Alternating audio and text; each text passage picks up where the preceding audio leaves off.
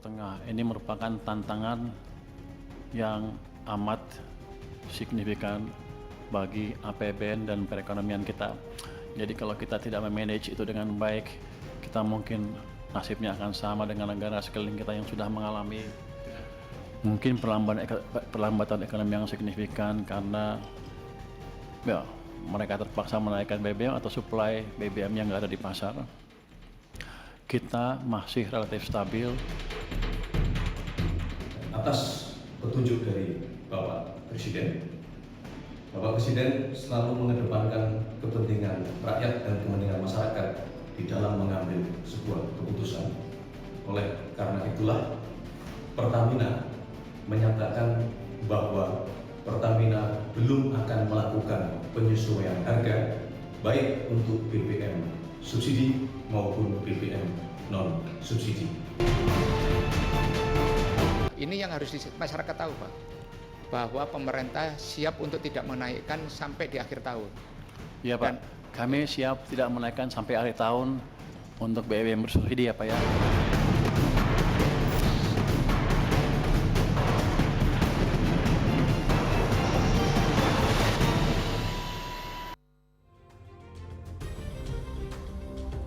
Di tengah resiko lonjakan harga minyak dunia, pemerintah Indonesia mulai menyiapkan berbagai langkah antisipasi dari soal efisiensi anggaran hingga skenario penghematan energi.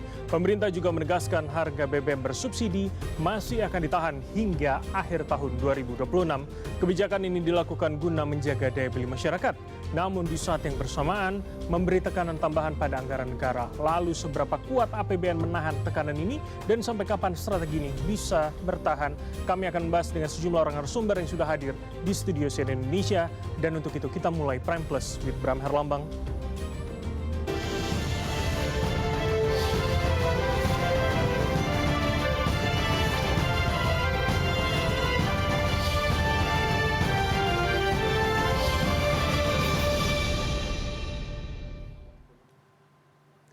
Dan langsung saja saya perkenalkan 5 orang narasumber yang sudah hadir. Saya mulai dari sebelah kiri saya terlebih dahulu, yang dari ujung Kepala R&D Transmedia Sosial Anugrah Prahasta. Mas Anu, selamat malam. Selamat malam, Mas Bram. Terima kasih sudah hadir. Dan berikutnya adalah analis kebijakan publik Universitas Trisakti, Profesor Trubus Rahadiansyah. Prof. Trubus, selamat malam. Selamat malam, Mas. Terima kasih sudah hadir kembali. Dan berikutnya adalah analis ekonomi politik Iksanuddin Nursi. Pak Iksan, selamat malam. Selamat malam, Bram. Terima kasih sudah hadir kembali. Dan saya bergeser, tenaga ahli utama KSP Muhammad Putra Hutama. Mas Tama, selamat malam. Selamat malam, Mas Bram. Terima kasih sudah kembali hadir. Dan narasumber kelima, Direktur Eksekutif Trias Politika Strategis, Agung Baskoro. Mas Agung, selamat malam. Halo, Mas Bram, semuanya. Terima kasih Bapak-Bapak sudah hadir. Kita membahas bagaimana dampak dari perang Israel dan juga Iran. Kita akan spesifik pada bagaimana ketahanan kita, apakah BBM bisa menjadi standar soal ketahanan energi Indonesia paling tidak 1 tahun hingga di tahun 2026. Saya ke Mas Tama terlebih dahulu. Ini kemudian hari ini sudah ada 2 statement. Pak Menko, Pak Erlangga, terus kemudian Pak Purbaya juga mengatakan bahwa hanya yang subsidi, artinya Pertalite dan juga solar yang tidak akan dinaikkan. Kalau kemudian buat saya yang awam, bagaimana kami yakin bahwa APBN kita bisa bernafas sepanjang itu sampai akhir tahun, Mas Tama? Ya, baik. Jadi pada dasarnya kenapa tadi yang disebutkan hanya Pertalite ataupun solar atau biosolar, karena 2 inilah yang ada di dalam APBN, khususnya untuk anggaran subsidi maupun kompensasi. Oke. Jadi itulah yang diatur, yang diatur pemerintah. Nah, terkait tadi sebenarnya apa sih yang saat ini dilakukan ya? Saat ini dilakukan adalah pemerintah melihat bahwa opsi yang bisa dilakukan saat ini adalah tidak menaikkan harga BBM. Karena jangan kita lupakan juga bapak-bapak sekalian bahwa dengan kita menaikkan harga BBM gitu ya, khususnya Pertalite ataupun biosolar, itu akan berpengaruh. Tapi ini dalam spesifik angka hanya yang subsidi atau non subsidi juga masuk kategori itu, Mas? Dalam subsidi karena besaran nanti mungkin bisa dikoreksi, besaran untuk Pertamax atau yang non subsidi itu hanya sekitar 9%-an ya, dibandingkan yang subsidi maupun yang yang solar maupun yang Pertalite. Jadi sehingga ketika Pertalite maupun biosolar ataupun yang subsidi ini di harganya naik gitu ya, dalam angka itu ketika ada kenaikan 10% dari solar itu akan berpengaruh terhadap kenaikan inflasi sebesar 0,05 persen poin gitu ya, termasuk Pertalite ketika ada kenaikan 10% gitu ya, 10% dari harga Pertalite itu juga akan berpengaruh terhadap 0,27 persen poin terhadap inflasi gitu. Jadi itu sangat berpengaruh sekali. Nah, saat ini yang dilihat adalah bagaimana kita bisa menjaga daya beli masyarakat kita, termasuk stabilitas dari perekonomian kita. Oke. Nah, ini yang dilakukan saat ini. Kalau tadi ditanya apakah seberapa kuat gitu ya, kan udah ada hitung-hitungan saat ini dilakukan. Termasuk KSP pun kita juga memberikan masukan melalui Dirjen Sef khususnya terkait dengan bagaimana harga sekian gitu ya, skenario harga sekian nanti akan berpengaruh terhadap APBN sekian. Dan Pak Purbaya pun sebenarnya juga menyampaikan tadi kalau kita lihat ya, hitung-hitungan dari Kementerian Keuangan, ketika harga rata-rata ICP atau Indonesian Crude Oil Price itu dia harga 100 sebenarnya masih aman gitu ya. Itu juga kita bisa melihat hitungan dari yang asumsi saat ini, asumsi makronya saat ini adalah defisitnya 2,6% terhadap PDB. Ketika dinaikkan, ketika tadi ya harganya rata-rata 100, lalu kemungkinan tadi udah dilakukan beberapa langkah-langkah, itu sebenarnya defisit masih di bawah 3% gitu. Oke, saya ingin mendalami itu. Anda tadi sudah mengatakan jika kemudian kenaikan 10%, kita spesifik pada solar dan juga Pertalite. Anda mengatakan sudah ada 0,0 sekian persen. Itu hitung-hitungan ya. Hitung-hitungan, oke. Kalau Pertalite tadi 0,27 kalau 0,27 persen poin. Jika kemudian naiknya 10%. Jika naik 10%, itu kan mempermudah aja sebenarnya. Oke. Tapi bagaimana kami yang awam ini bisa membayangkan bahwa kenapa bisa aman? Sedangkan kalau naik 10% saja, itu bisa berdampak luar biasa tadi. Tapi artinya kita punya cadangan seberapa besar untuk bisa aman sampai Desember nanti? Nah, jadi itu hal yang berbeda, Mas. Kalau ngomongin stok sama harga itu hal yang berbeda. Meskipun kalau tadi stok ya, stok kita kan tuh selalu dipantau juga. Ada tim di KSP, tim energi melakukan berkala, kita memonitor ke BPH Migas, ke Pertamina termasuk Kementerian SDM, melihat bagaimana stok ini berlangsung. Kita ketahui bahwa stok itu 25 hari cadangan tangki kita gitu ya. Melakukan monitoring terakhir per 5 April itu pun angkanya masih di angka angka aman gitu ya. Angka di 20 hari sebagai cadangan rata-rata in total.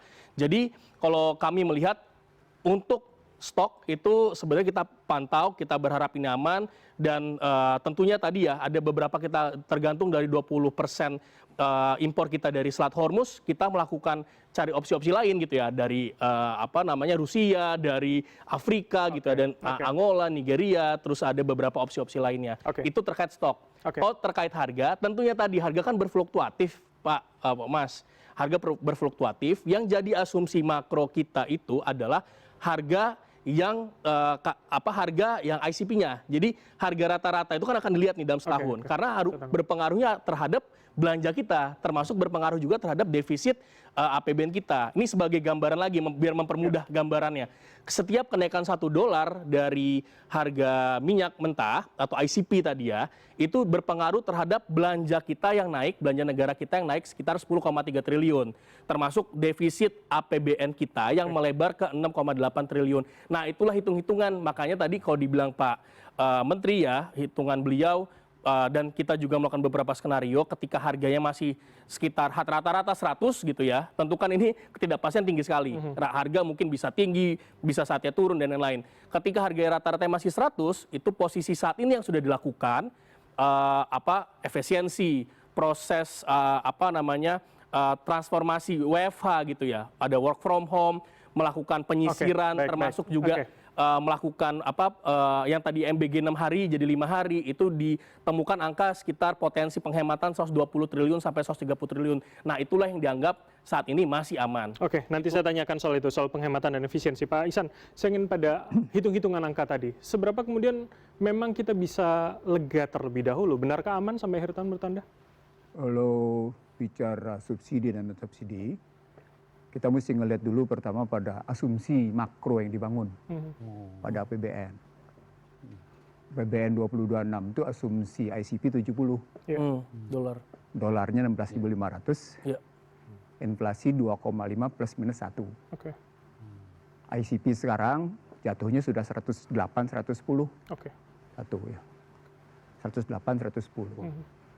Dolar sudah 17.026 rupiah. Yang ketiga, Inflasi laporan Menteri Keuangan 3,48. 3,48. Tiga variabel ini jangan kita masukin dulu ke posisi fiskal cara mandangnya. Kita masuk dulu ke moneter.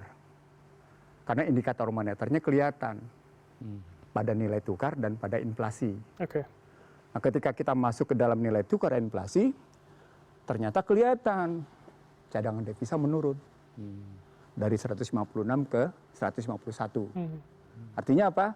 Terjadi tekanan. Kenapa? Karena memerlukan stabilisasi rupiah, gitu ya. Dan ternyata juga tetap tidak stabil. Dan itu terindikasikan dengan posisi inflasi yang 3,48. Dalam bahasa lain, tekanan pada moneter dia berdampak nih. Nanti ke moneter realnya perbankan. Tapi jangan ke situ dulu. Kita pindah sekarang ke fiskalnya. Karena tekanan moneter tinggi, maka dia berdampak pada utang. Maka meningkatnya nilai tukar, depresiasi, tingginya inflasi, mengakibatkan fiskal makin tertekan. Ada di mana posisinya? Nilai bayar utang naik. Untuk menutup bayar utang naik, dibuka lagi utang baru. Tutup di situ. Nah, kenapa mesti bayar utang naik? Karena tadi ada persoalan mandatory budget namanya. Nah, mandatory budget salah satunya tadi Anda mensubsidi. Sebenarnya subsidinya bukan hanya BBM, subsidinya juga pada listrik, subsidinya juga pada bansos, ada sektor lain gitu ya, mesti dilihat di situ ya. Nah, karena kita kelihatnya posisi naik, sementara yang disubsidi adalah barang-barang import, dalam ekonomi namanya terjadi cost push inflation. Inflasi disebabkan dorongan biaya. Relasi antara moneter dengan fiskal dengan cost push inflation mengakibatkan dorongan harga-harga naik. Maka pertanyaan sekarang, siapa yang punya daya tahan atas kenaikan harga-harga ini? Kita klasifikasi, kelas menengah, kelas atas, kelas menengah, kelas bawah. Nah, ternyata survei menyatakan yang tidak tahan adalah menengah bawah. Ketika tidak tahan menengah bawah, maka muncul pertanyaan, apakah fiskalnya memberikan penguatan pada pendapatan? Ternyata fiskalnya belum memberikan penguatan pada pendapatan. Jadi ketika Anda masuk ke dalam pertanyaan, kira-kira bisa nggak? Dalam rentang jangka pendek, Anda stabil dalam jangka pendek. Ini studio ini pernah juga menjadi saksi hidup ketika saya berdebat dengan Hatib Basri dan dengan Faisal Basri. Ketika krisis 2008 dulu, gitu ya. 2008-2010. Ini studio ini nih, gitu ya. Saya bilang begini, nggak bisa kita ngelihatnya jangka pendek. Karena ketika kita ukur jangka pendek, ternyata untuk jangka panjang dari tahun 1961 sampai dengan 2026, rupiah selalu terjadi depresiasi. Artinya ketika relasi kita kelihatan nampaknya aman-aman saja, ternyata secara struktural jangka panjang kita lemah. Kalau sampai Desember masuk kategori pendek atau panjang, Pak? Pendek. Padahal terjadi tetap pelemahan struktural, sistemik struktural. Jadi kita nggak, saya setuju sama Purbaya. Apa dia bilang? Yang penting ketersediaan. Betul. Karena Anda menggunakan konsep ketahanan energi. Ketersediaan, availability namanya. Sekarang persoalan pokoknya, affordability-nya gimana? Keterjangkauannya, kan dipikir di situ. Di situ mikirnya, saya sampai di situ Tapi nanti dulu, apakah memang kelas menengah bawahnya akan belanja? Nanti dulu dia akan mungkin melakukan prioritas. Pak Ihsan, tahan di situ dulu. Saya akan dalami nanti usai jeda berikut ini. Pemirsa tetaplah bersama kami di Prime Plus.